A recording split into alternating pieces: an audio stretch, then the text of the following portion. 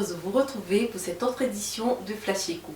Ce matin, nous allons directement du côté de la France où le commerce exige un calendrier de réouverture des centres commerciaux et grands magasins.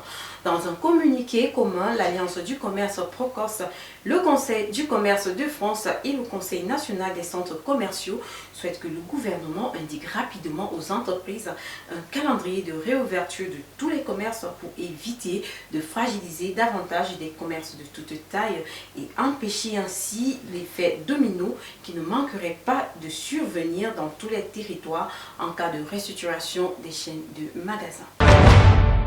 Le Bitcoin bat son nouveau record en franchissant le seuil de 50 000 $.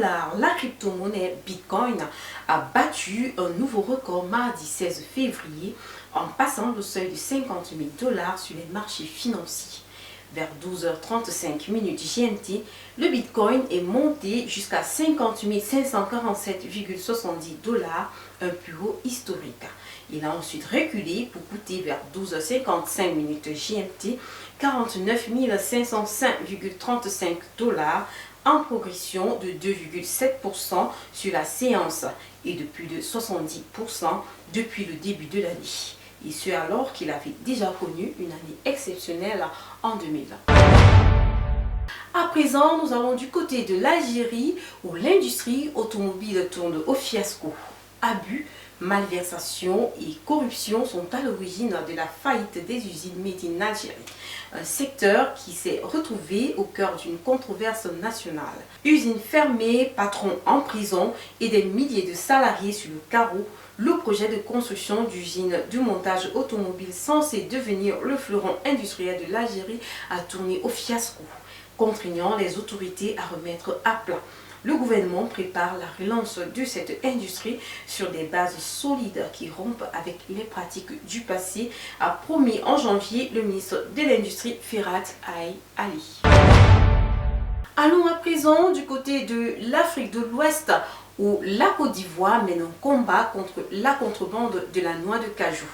Près d'un quart de la production de la noix de cajou est vendue illicitement vers les pays voisins, notamment le Burkina Faso et le Ghana. La Côte d'Ivoire, leader mondial de la production de la noix de cajou, désormais considérée comme un produit stratégique, veut lutter sans répit contre cette contrebande.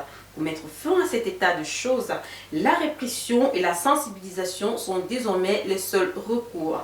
Une campagne s'est déroulée la semaine dernière dans les régions du Nord après la décision du gouvernement d'instruire les services en charge de la protection des frontières de prendre toutes les mesures nécessaires contre l'afflux des noix par les frontières terrestres.